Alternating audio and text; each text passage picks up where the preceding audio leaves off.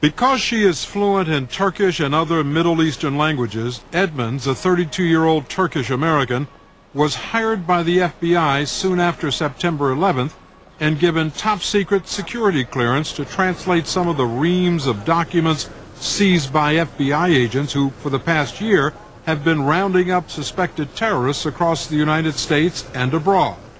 The first 2 months after the September 11 event, the agents out there in New York, LA, other field offices, they were working around the clock. And I would receive calls from these people saying, would you please prioritize this and translate it?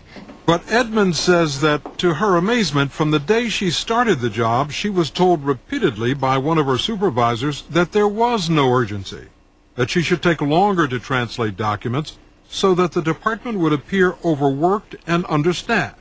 That way it would receive a larger budget for the next year. Edmonds says that the supervisor, in an effort to slow her down, went so far as to erase completed translations from her FBI computer after she'd left work for the day.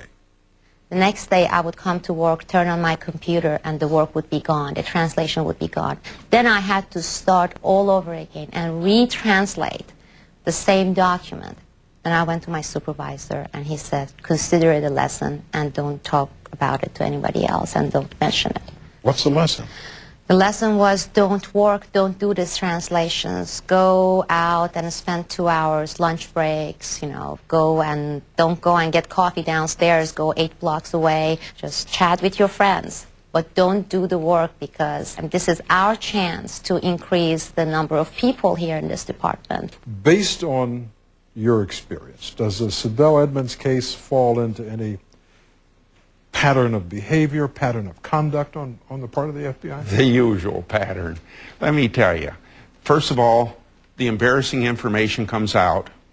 The FBI reaction is to sweep it under the rug, and then eventually they shoot the messenger. Special Agent John Roberts, a chief of the FBI's Internal Affairs Department, agrees. And while he is not permitted to discuss the Sibel Edmonds case, for the last 10 years he has been investigating misconduct by FBI employees and says he is outraged by how little is ever done about it. I don't know of another person in the FBI who has done the internal investigations that I have and has seen what I have and that knows what has occurred and what has been glossed over and what has frankly just disappeared, just vaporized, and no one disciplined for it. Despite a pledge from FBI Director Robert Mueller to overhaul the culture of the FBI in light of 9/11 and encourage Bureau employees to come forward to report wrongdoing, Roberts says that in the rare instances when employees are disciplined, it's usually low-level employees like Sibel Edmonds who get punished and not their bosses. Have you found cases since 9/11 where people were involved in misconduct and were not, let alone reprimanded, but were even promoted? Oh, yes, absolutely. In fact, the supervisor who Sibel Edmonds says told her to slow down her translations was recently promoted. Edmonds has filed a whistleblower suit to get her job back, but last week U.S. Attorney General Ashcroft asked the court to dismiss it on grounds it would compromise national security. FBI Director Robert Mueller issued a memorandum to all FBI employees urging them to report wrongdoing, misconduct, or any other behavior within the FBI that could hamper the Bureau's efforts to battle terrorism. But in the case of one FBI whistleblower who appeared on 60 Minutes 3 weeks ago, Mueller's orders seem to have been ignored. Special Agent John Roberts says he was threatened, intimidated, and humiliated for exposing what he said has become a pattern of misconduct at the highest levels of the FBI that has gone unpunished. What happened to John Roberts after he told us that may be the beginning of the end of his 20 years at the FBI. Roberts says he was called into a meeting in the office of his boss, Assistant FBI Director Robert Jordan, and was read the Riot Act for what he had said on 60 Minutes. According to investigators familiar with that meeting, Assistant Director Jordan told Roberts, quote, "You dissed me and the director." Jordan later went on to suggest that Roberts might be transferred or fired.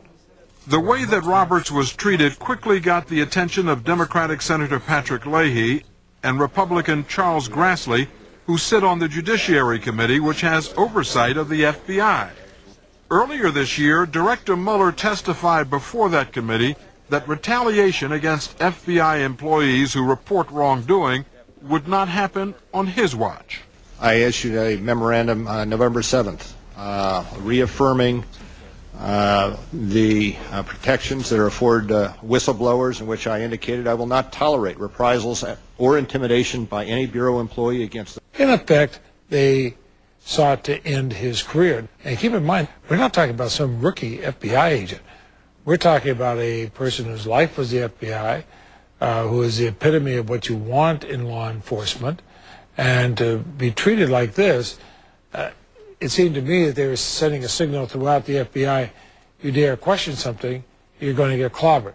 According to some who were present, Jordan read sarcastically from a transcript of the 60 Minutes report and said that John Roberts had betrayed everyone at the FBI. The assistant director got up there and said, "We're a family, and we have to understand that if we say harmful things to the family, we're all hurt." Then that was the message to everybody. It was that John Roberts violated the trust of the family. You don't tell on your own. Correct. The FBI is not family. The FBI is a government agency. The mafia used to talk about being family. The FBI is not mafia, at least they're not supposed to be. But you get the impression that that sort of peer pressure is what you have to be, and you don't mess with the family. Earlier this week, Senator Grassley summoned Assistant Director Robert Jordan to his office demanding an explanation, but he never got one. They would not answer my questions. Jordan ducked out a side door and headed down the street. Mr. Jordan, may I ask you a couple questions? Not right now, sir. I'd like to talk to you about the allegations that you intimidated, threatened John Roberts. How could I make arrangements to do that, to find out if it's true or not? We have a press office. And you will be available through the press office? Ask them. We went to the FBI's press office and were told Robert Jordan would not be available for an interview. We asked if we could speak to Director Robert Mueller, but were told that he too was unavailable. How many times in your career do you think you've been passed over for transfer or promotion? I would say 14 times. 14 times? Yes, sir.